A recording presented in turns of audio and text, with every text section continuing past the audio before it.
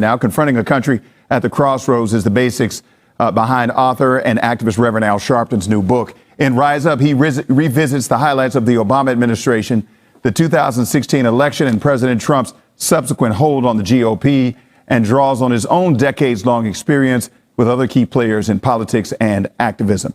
Rev Al joins us now to tell us more about it. Good morning to you, Rev Al. Good to see you.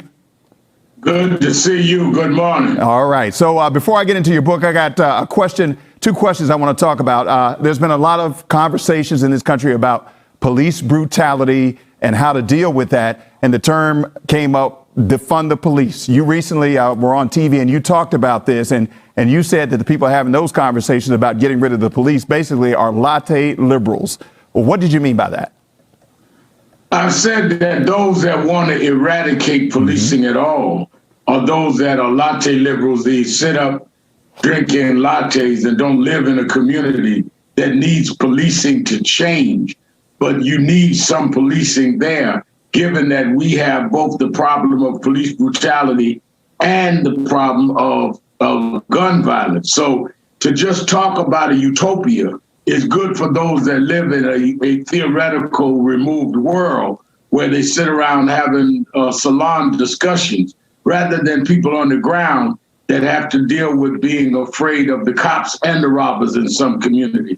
I believe that the defund the police move to try and reapply where funding should go, mental health, training, and other areas, is exactly what we need to do. But to say that we don't need a community policing force, I think is people that are theoreticians that don't live in a world where we've got to deal with the reality that many of our communities are inundated with guns, even though we don't manufacture or distribute them. Right. Okay. All right, Rev Al, I also want to ask you this, because this is the news of the day, the big debate that's going to take place tonight. What are the three things you think former Vice President Joe Biden needs to do to come out victorious in tonight's debate?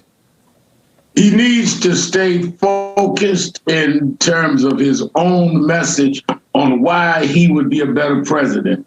He does not need to be rattled by the president.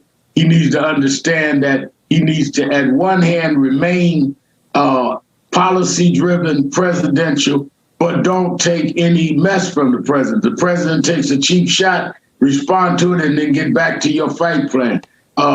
I think that the advice I would give is be presidential, but don't be a punk.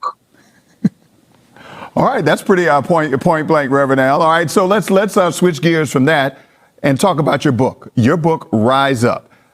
Tell me about the book and why you felt this is the time where you need to put this out for the public to consume.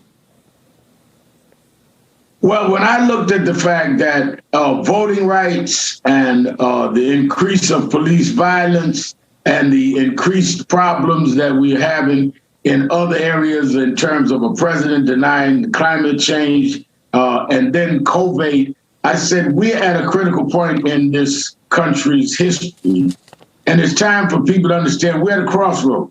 I knew the last two presidents. I knew Donald Trump, 35 years in New York, marched on him, fought with him. And then times he was cordial, would come to my conventions of National Action Network. I knew Barack Obama and still do, and had access to him the 8 years. He did a great job, in my opinion, as president. They represent two different roads in America. Obama represented getting health care accessible to everyone, having police reform. There was consent decrees in many cities under his administration. Dealing with rebuilding an economy actually took us out of a recession and added jobs every month where we were losing hundreds of thousands. Trump represents the opposite. Trump canceled all the consent decrees and police reform, wants to end Obamacare or the Affordable Care Act, has withdrawn from all the protection lawsuits around voting. We've got to choose as a nation which road we're going to take.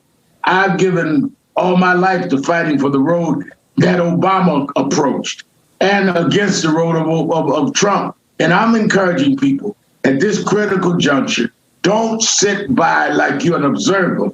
Choose which road you want to help push the country toward and rise up and do it. And rise up doesn't mean you lead a march or have access to media.